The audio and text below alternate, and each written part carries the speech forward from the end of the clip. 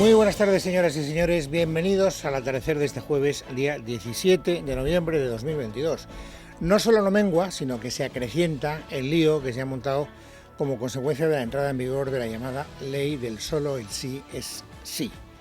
Saben ustedes que como consecuencia de la aplicación de esa ley se están rebajando no pocas condenas de gente que había sido ya condenada por delitos de abuso sexual.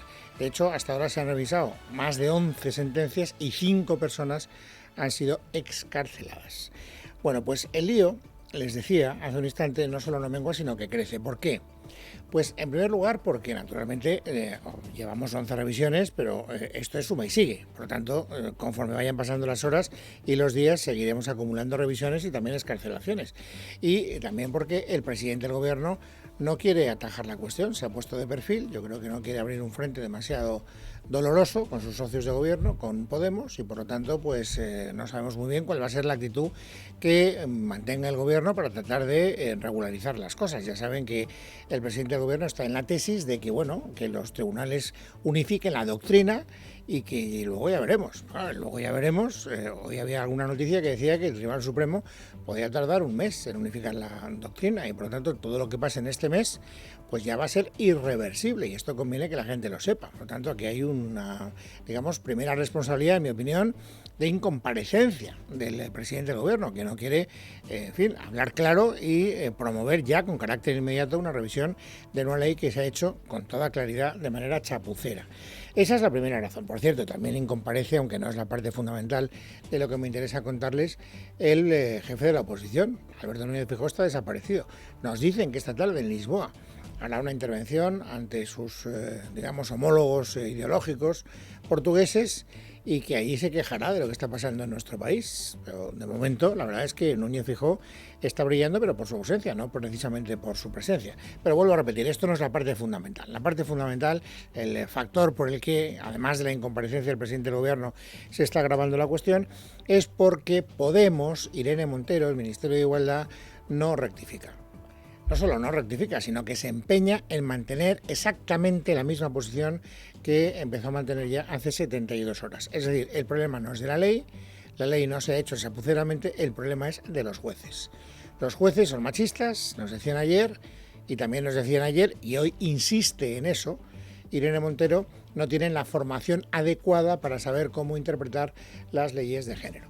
Y además ha tenido, hay que reconocerlo, la valentía de decirlo en presencia de la responsable de violencia de género en el Consejo General del Poder Judicial, Ángeles Carmona, y del fiscal general del Estado, Álvaro García Ortiz. Digo que ha tenido el valor de decirlo porque sabía, o probablemente era previsible que supiera, que las dos personas que le acompañaban en ese foro era un observatorio contra la violencia de género organizado en el Senado y además convocado por el Consejo General del Poder Judicial, con la que estaba cayendo Irene Montero. Igual se podía haber inventado una excusa para no acudir, pero ha acudido. Y en un terreno, digamos, hostil, por lo menos hostil desde el punto de vista argumental, ella ha mantenido sus tesis, que naturalmente han sido inmediatamente desmentidas, como veremos enseguida. ¿Qué ha dicho Montero? Lo mismo que ayer y lo mismo que antes de ayer, es decir, esto. Por tanto, es nuestra obligación garantizar que los y las profesionales del sistema de justicia, el conjunto de operadores jurídicos, tienen la formación en perspectiva de género necesaria para la correcta aplicación de las leyes. O sea que cuando hablo de los operadores jurídicos no está hablando ya solo de los jueces, está abriendo el abanico también, por ejemplo, los fiscales. Lo digo, es interesante porque ahí había representantes de los jueces, estaba Ángeles Carmona, como les acabo de decir, y también estaba el fiscal general del Estado. Y los dos le han dicho, Irene Montero, de una manera muy educada, naturalmente, que no tiene razón, que los jueces están perfectamente bien formados y que ahí no radica el problema. Escuchen, en primer lugar, a Ángeles Carmona. Las mujeres pueden estar seguras de que nuestros jueces y juezas tienen una sólida formación y de que afrontan cada caso con enorme profesionalidad y con la sensibilidad y comprensión necesarias hacia las víctimas de cualquier tipo de violencia machista. Insisto, Ángeles Carmona es miembro del Consejo General del Poder Judicial, es juez y además es la jueza encargada precisamente de los asuntos relativos a la violencia de género, el Consejo General del Poder Judicial, pero también estaba, como les decía, el fiscal general del Estado. Los fiscales son actores de la vida judicial, como decía la señora Montero. ¿Y qué ha dicho a propósito de la formación de los fiscales el jefe de toda la Fiscalía? Escuchen. Las y los fiscales están formados y especializados en perseguir toda forma de violencia de género y castigar a sus autores. También están especializados para colaborar en la prevención y sensibilización social y, sobre todo, para prestar a las víctimas toda la atención, protección y asistencia personalizada que precisen. Bueno, mientras estaban produciendo estas intervenciones, pues Irene Montero ha puesto cara de póker, cara de pez, en fin, ha cogido y no ha torcido el gesto. Probablemente sabía, insisto, que le iban a llevar la contraria, pero ella ha tenido por lo menos el coraje político de no cambiar de criterio. Es decir, ha mantenido la misma posición, que es una barbaridad de posición desde mi punto de vista, que mantuvo ayer y que mantuvo antes de ayer. Y luego, pues efectivamente estas reflexiones serenas, tanto de Carmona como de García Ortiz, pues no dejan de ser la expresión civilizada de jueces y fiscales enfadados con la ministra de Igualdad y con todos los podemitas que han puesto a caer de un burro al Poder Judicial, que han sido prácticamente todos los dirigentes de Podemos. Como Yolanda Díaz no es dirigente de Podemos, pues no la podemos incluir en el saco porque ella no ha hablado, pero insisto, ella formalmente no forma parte de la formación política del señor Iglesias, de la señora Montero y de la señora Belarra. Cuando uno escucha a los jueces en otro foro, pues entonces el cabreo no es tan educado. Y de hecho, sabemos que ese cabreo es muy sonoro porque todas las asociaciones judiciales, sin excepción, han dicho que es intolerable la posición que está manteniendo Montero y sus compañeros de partido. Nayara Fernández. Cabreo unánime de las asociaciones de jueces con Irene Montero. En el caso de la mayoritaria, la Asociación Profesional de la Magistratura han emitido este jueves un comunicado en el que expresan su rechazo a las descalificaciones de la ministra de Igualdad y piden directamente su dimisión. Frente a las acusaciones a los jueces de machismo y de interpretar la ley del sí es sí de forma reaccionaria, la APM considera que esa afirmación es ofensiva y acusan al Ministerio de torpeza a la hora de elaborar dicha norma. Así lo decía la presidenta de la asociación en Telecinco, María Jesús del Barco. Lo que ya es inasumible es que su torpeza al hacer una ley paguemos ahora a los jueces. Quiero decir que nos eche la culpa. Aunque es verdad que ya sabíamos que esto iba a pasar. Hace días, cuando se entró en vigor la ley, en redes sociales ya decíamos esto va a tener estas consecuencias y al final los jueces tendremos la culpa. La reacción de la asociación mayoritaria de carácter conservador llega al día siguiente del comunicado de Jueces y Juezas para la Democracia, tercera en representación y de carácter progresista, a la que, por cierto, pertenecía Victoria Rosell, actual delegada para la violencia de género. Pues bien, desde esta asociación calificaban de desafortunadas e injustas en las últimas horas las críticas lanzadas, entre otras, por su excompañera. En la misma línea se posicionan desde la asociación Francisco de Vitoria. Su portavoz Jorge Fernández es contundente: poner la duda sobre los jueces es inadmisible. Las declaraciones de la ministra de Igualdad y de algunos miembros de su equipo son muy graves. Al final se está trasladando desde el máximo, desde la cabeza del ministerio, la idea de que hay jueces que voluntariamente y por motivos pues totalmente injustificables están dejando de aplicar la ley, y ello además para perjudicar a víctimas de delitos sexuales. Contribuye a minar todavía más la confianza de los ciudadanos en la administración de justicia, que está ya muy dañada por culpa precisamente de este tipo de declaraciones, que nuestra asamblea se acaba de aprobar una conclusión para exigir que dimita y asuma su responsabilidad de una vez. Otra asociación de jueces, como Foro Judicial Independiente, también pedía la dimisión de Montero como ministra de Igualdad, por lo que califican de reacción injusta y pueril. Además, estos llaman a Igualdad a asumir su responsabilidad por los errores de una ley, afirman, sobre los que avisaron los expertos sin ser tenidos en cuenta por el Ministerio.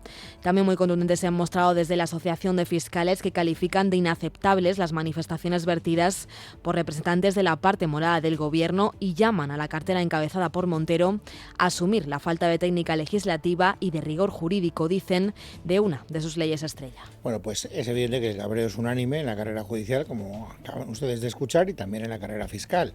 Son muchos los que piden la dimisión de la ministra de Igualdad, Irene Montero. ¿Ha habido alguna defensa por parte del presidente del Gobierno? Tímidamente ayer, eso lo contábamos, hoy no. Hoy está desaparecido, está missing y no quiere, meterse en este jaleo, tal vez porque le gusta esto del funambulismo, de andar por la cuerda floja. ¿Y qué ha hecho? Encargarle a la ministra portavoz, a Isabel Rodríguez, que defienda de aquella manera al Poder Judicial. mi absoluto respeto a todos los jueces y juezas, desde los juzgados de primera instancia a los magistrados, en su trabajo y en su desempeño. ¿Y esta declaración tranquiliza a la oposición? En absoluto. No solo son los jueces quienes piden la dimisión de Irene Montero, también naturalmente los partidos que se sientan en la bancada opositora, empezando por el principal partido de la oposición. Escuchen a la portavoz del PP, a Cuca Gamarra. A Pedro Sánchez le decimos que basta ya de ministras inmaduras e infantiles que desde el populismo llevan a la sociedad española hasta este punto. Tiene que haber responsabilidades políticas. Bueno, nos interesa la opinión de Gamarra, insisto, a falta de la intervención que yo particularmente echo de menos del señor Núñez Feijóo, que es el presidente del Partido Popular y que, vuelvo a repetirlo, está misteriosamente desaparecido de esta y otras cuestiones desde hace bastante tiempo. La voz que más me ha interesado escuchar, porque él es juez y porque es un experto en la materia, en las filas del Partido Popular ahora, es la de Enrique López, que es el consejero de Justicia, como saben, de la Comunidad Autónoma de Madrid. Y la verdad es que él ha hecho una descalificación de fondo, pero con voz de autoridad. Bueno, en un país en una situación normal, una ministra, si no podía estar un minuto más, forma parte del gobierno del Reino de España. Es una ministra que ha acusado a los jueces de prevaricar, no solo de machistas, sino de prevaricar, no reconociendo el error legislativo que ha padecido el gobierno de España, no solo ella, sino el gobierno de España y que había sido advertido. Y por eso insisto que el presidente del gobierno debería censurar, si no hacer dimitir o cesar a la ministra de Igualdad por las duras acusaciones al Poder Judicial, que no está haciendo más que cumplir la ley. El error legislativo padecido es muy grave y alguien tiene que reconocer que se ha cometido ese grave error. Y hasta ahora nadie lo ha reconocido. Bueno, ustedes me podrán decir, y yo creo que tendrían razón si así me lo hicieran saber, que bueno, que forma parte de la oposición esto de pedir cabezas cuando el gobierno mete la pata, y es evidente que ha metido la pata, por lo tanto está, digamos, en el vademecum de estas situaciones, que la oposición le diga a Montero, oiga, por dignidad váyase, o al señor Sánchez, césela usted, destitúyala si es que ya no se quiere ir voluntariamente.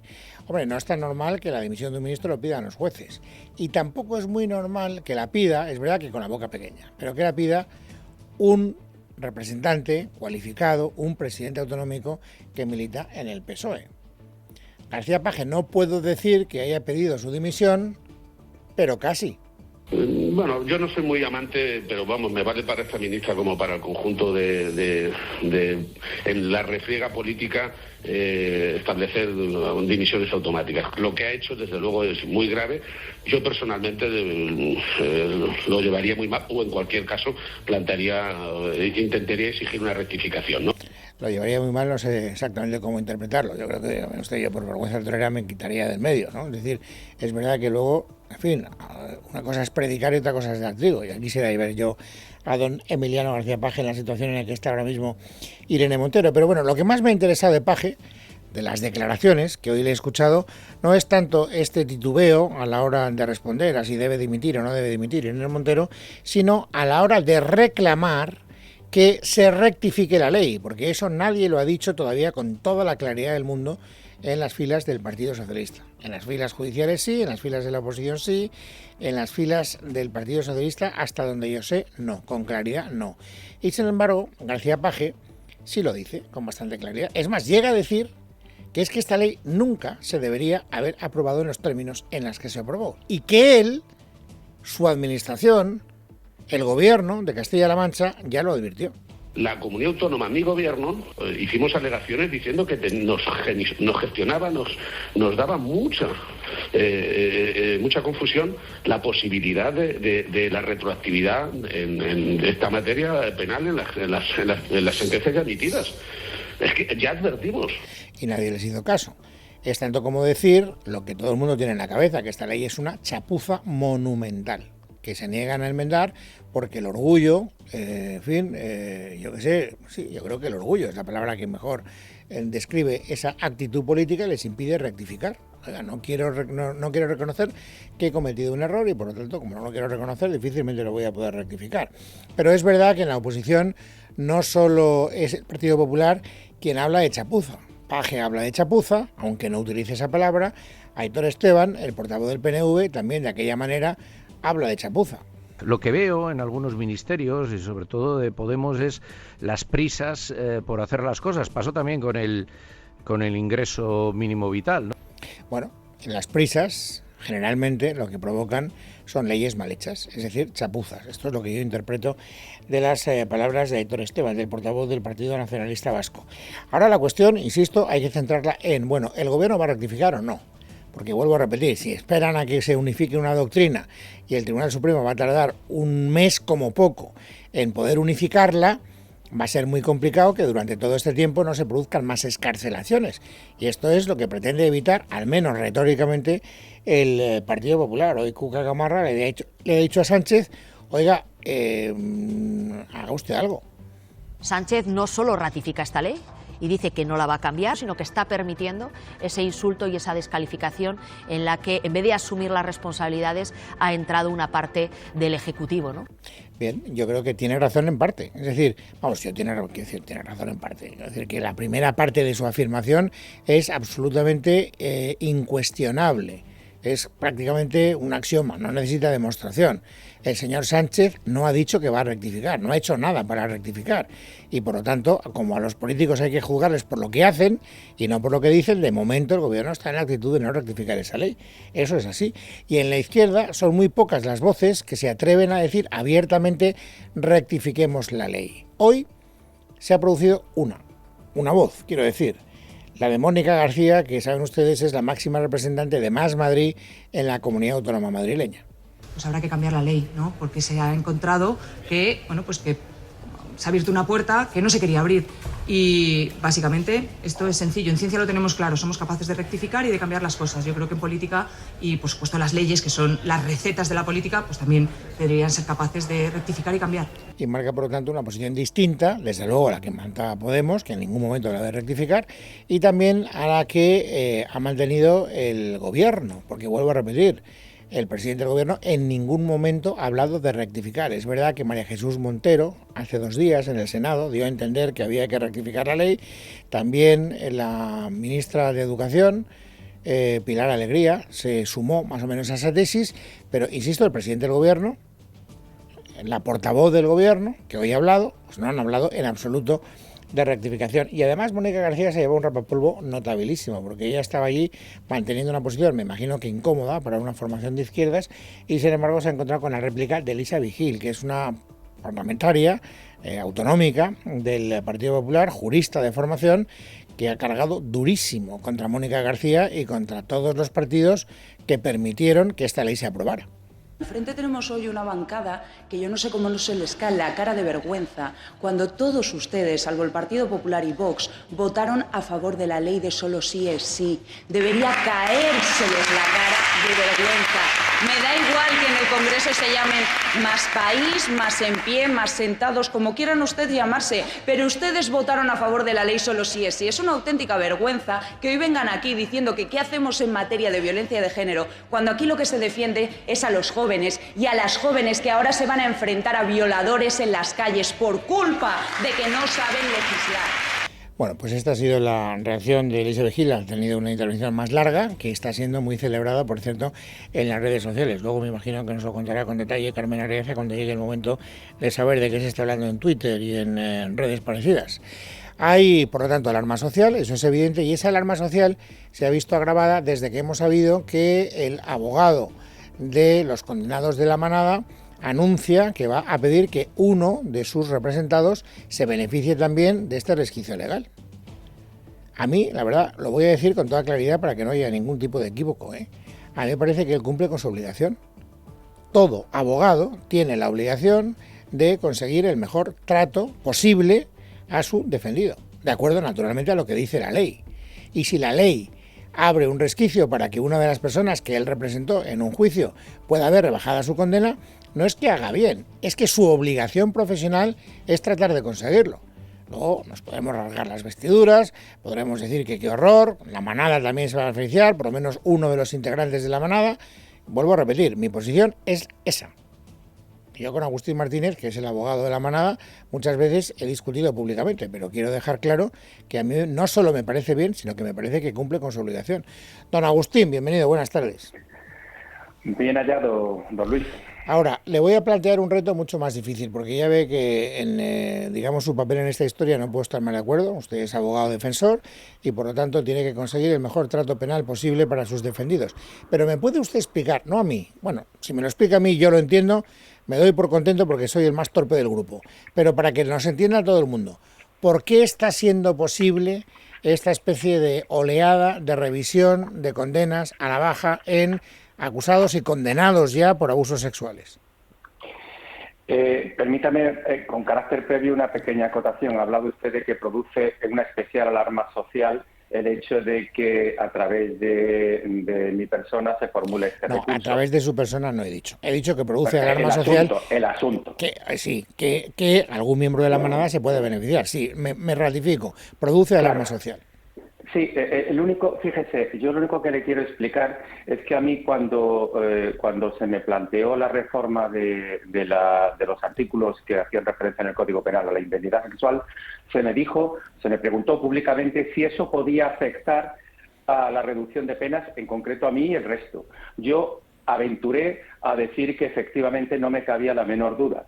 Pero fíjese, yo no lo hice, yo no presenté el recurso en primera instancia y no lo hice por un ejercicio de responsabilidad, en el sentido de plantear que si yo hubiera sido el que hubiera encabezado presentando el primer recurso, se hubiese parecido que se producía un enfrentamiento entre lo que era la manada con esta legislación. Esta legislación hecha parecía que contra la propia sentencia de la manada. Yo simplemente me he mantenido en un segundo plano y ahora, una vez que efectivamente pues ya hay audiencias provinciales que están decidiendo, como no puede ser de otra manera en ese sentido, yo doy el paso adelante.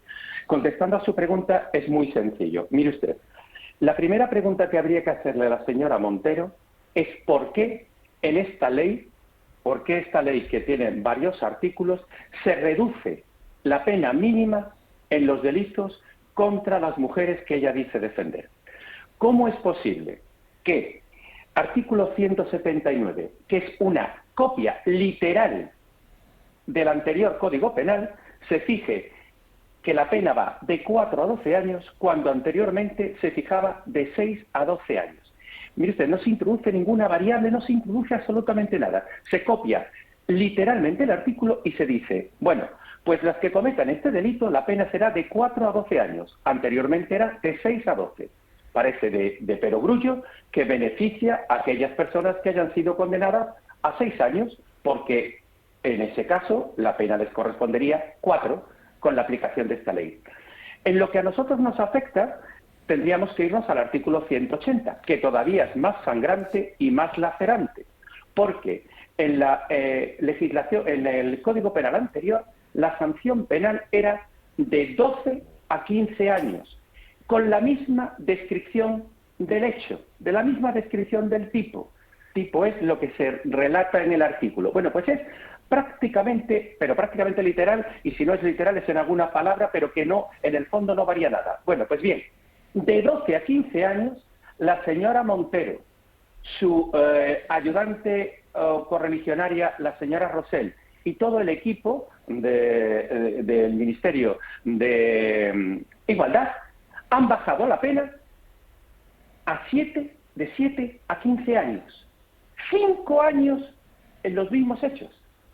Mire usted, evidentemente, ¿qué me cabe a mí? Pues intentar, en función a mí y a todos los compañeros que ejercen el legítimo derecho de defensa, solicitar que en función de esa reducción de la pena mínima, pues se aplique prácticamente como una regla de 3 o como más beneficioso para nuestros clientes, la pena que la señora Montero ha decidido que es la que corresponde a las personas que cometan este tipo de delito. O sea, que lo que ha hecho la señora Montero es, como decía un compañero que me pareció absolutamente brillante en su comentario, el mejor abogado de mi cliente se ha convertido en la señora Montero. Lo que ha hecho la señora Montero es buscar un nicho de votos en todas aquellas personas que han cometido un delito contra la indemnidad sexual, que han cometido una violación, que han cometido una agresión sexual, porque ella va a hacer que su pena sea inferior. Sí, yo creo que eso se entiende bastante bien. Sin embargo, no quiero meterme en tecnicismos jurídicos porque, insisto, yo no soy capaz de entenderlos y me parece que la mayor parte de mi audiencia tampoco, aunque son mucho más listos que yo. Hay algo que no termino de entender y es que cuando el Consejo General del Poder Judicial avisó de que esto podía pasar, hablaba de la rebaja de las penas máximas. Es más, ayer Victoria Rosell, muy enardecidamente, en unas declaraciones a Radio Cable, decía: no mientan, el Consejo General nos avisó de las consecuencias que podía tener la rebaja de las penas máximas, no de las mínimas. Y como usted está explicando, las mayores rebajas se están produciendo como consecuencia de haber variado las mínimas. ¿Esto cómo me lo explica usted para que yo lo entienda? Pues mire, es bastante sencillo. ¿Qué hicieron cuando les hicieron esa advertencia al Consejo General del Poder Judicial? Pues no variar las penas máximas. Es que elevar las penas máximas. Es decir, esto es un proyecto y cuando se presenta el proyecto, después se debió corregir y situar las penas máximas en los umbrales de mantener los mismos umbrales que tenía con anterioridad. Pero es que el problema de este asunto se hubiera solucionado de una manera fácil introduciendo lo que se llama una disposición transitoria. No creo que sean muchos tecnicismos. Son pequeños apartados que se hacen acorde de la ley para interpretar cómo se tienen que aplicar. El Código Penal tiene una disposición transitoria, la número 5, que explica cómo se debe aplicar en los casos tras la reforma del Código Penal. Cada ley que modifica el Código Penal debe traer una disposición transitoria que acredite y explique a los jueces, que son los que tienen que aplicar la norma, cuál es el criterio político para hacer esa aplicación. Sí, pero siempre, don Agustín, que ese criterio político no vaya contra uno de los principios sagrados del derecho penal, y es la retroactividad de la ley en casos de beneficio. Así de sencillo, efectivamente, esa es la definición. Ese es el artículo constitucional, el artículo número 9 de la Constitución y artículo 2 del Código Penal. Si sale una norma que favorece al reo, yo se lo planteo de otra manera. Por eso quiero decir, pero quiero dejar claro que ninguna disposición transitoria hubiera podido contravenir ese principio de carácter general. Sí, porque fíjese, la disposición transitoria quinta del Código Penal establece que si la pena está dentro del arco punitivo, no se considerará pena más favorable. Es decir, si yo puedo recorrer el arco punitivo de 7 a 12 años y a mí he sido condenado a 10, pero se me podría bajar la pena a 8, si 8 sigue estando dentro del arco punitivo, no se considera una pena más favorable. Es interesante lo que me dice, déjeme que yo vea si yo puedo llegar a una conclusión certera o no. ¿Quiere usted decir que bastaría con introducir en esa ley esa disposición transitoria que no se incluyó para que cesaran las revisiones a la baja y las excarcelaciones? Categóricamente, sí. Hubiese bastado eso, introducir una disposición transitoria, en la que explicase que no es una pena más favorable siempre que esté dentro del arco punitivo. Así de sencillo. Bueno, por lo tanto, la solución es sencilla. Bastaría con en reformar la ley incluir esa cláusula transitoria. Pero no se olvide de que esta ley ya está en vigor. Es decir, que ya está surtiendo sus efectos y esos efectos nunca, a pesar de que con posterioridad se pueda corregir o se pueda incluso eliminar la ley y modificar otra ley, eso ya habrá surtido sus efectos para todas aquellas personas que hayan ejercido su legítimo derecho de Eso está claro, eso yo lo he entendido a la primera. El señor Pachi López no lo entendió porque dijo una barbaridad el otro día, pero yo eso ya lo entiendo. Pero yo no estoy hablando de lo que ya ha ocurrido, sino de que deje de ocurrir lo que está ocurriendo lo antes posible. Bueno, de todas maneras, dése usted cuenta que cualquier letrado en estas circunstancias ya ha debido actuar o va a mover ficha y va a mover ficha mucho antes de que les dé tiempo a reformar la norma. Pero es más, es que manteniendo, yo lo que le quiero trasladar a sus oyentes es que cualquier persona que fuese juzgada hoy con este código tendría una pena inferior a si hubiese sido juzgada con el código anterior. Sí, con lo cual, usted podrá hacer ahora todas las reformas que ya quiera hacer para que no se aplique esta norma con carácter retroactivo, cosa que ya llega usted tarde, no usted en este caso, cosa que ya llegan los autores de la ley llegan tarde, pero con carácter futuro siempre será más beneficioso. Insisto, nadie le va a preguntar a la señora Irene Montero por qué se han reducido los mínimos de la pena. ¿Cuál es el sentido? ¿Cuál es el sentido? Se lo llevan preguntando 3 días, pero veces las han segado. Yo no he escuchado ninguna respuesta. Mire, la única respuesta... No la he escuchado porque ella no ha querido contestar. Claro, la única respuesta que he escuchado es una barbaridad que para mí, y permítame la expresión, es un delito. Es para mí el hecho de acusar a los magistrados, a determinados magistrados que han dictado sentencia, de que no están cumpliendo con la ley, algo absolutamente abominable para la función judicial. Un juez que no cumple con la ley es un prevaricador, se puede llamar prevaricador o decirle que no cumple con la ley. Eso es un delito de calumnia. Y desde luego entiendo que algún magistrado debería dar un paso adelante, poner ya de alguna vez pie en pared y no permitirlo todo. Y no permitirlo todo porque no se puede acusar, no se puede desprestigiar así a la Administración de Justicia. Y menos, utilizando como referencia el Comité de la ONU-CEDAW. Usted, no sé si sabrá, el Comité de la ONU-CEDAW es un grupo de personas que, en defensa de los derechos de la mujer en el mundo, emiten diferentes informes, que por supuesto jamás han emitido ningún informe contra España, pero básicamente emiten informes en la relación con la situación de la mujer en Tanzania, en Botswana, en Nepal, en Bahrein, y todo eso lo pretende utilizar como fuente de derecho la señora Irene Montero en un acto de una irresponsabilidad brutal. Y si me lo permite, porque no sé si me va a dar mucho más tiempo, no puedo dejar de hacer referencia a la señora Victoria Rosell. La señora Victoria Rosell, que es candidata a formar parte del Consejo del Poder Judicial en nombre de Podemos, se está permitiendo el lujo de hacer comentarios absolutamente durísimos contra la propia Administración de Justicia, lo cual me llevaría a pensar que si esta señora alguna vez formara parte del gobierno de los jueces, las purgas de Stalin se van a convertir en un juego de niños, porque evidentemente van a haber sanciones a todo aquel que ideológicamente no coincida con sus postulados. Le estoy ahorrando no sé cuántas sesiones de psicoanalista, don Agustín. Ya me ha contestado la primera parte, que es la que yo quería, la que hace referencia a la dificultad de entender jurídicamente lo que está pasando, y lo ha hecho muy bien y se lo agradezco. Así que un saludo muy cordial y hasta la próxima. Pues muchísimas gracias, y yo también le agradezco este trabajo de psicoanálisis y permitirme hablar. Muchísimas gracias. Es jueves, es 17 de noviembre de 2022. Vamos, amigos, ahora a completar el paisaje informativo sobresaliente de este día. Esther Nieto, bienvenida, buenas tardes. Buenas tardes, Luis. La deuda del conjunto de las administraciones públicas subió hasta el máximo histórico de 1,5 billones de euros en septiembre, lo que supone un aumento mensual del 0,8% respecto al mes anterior.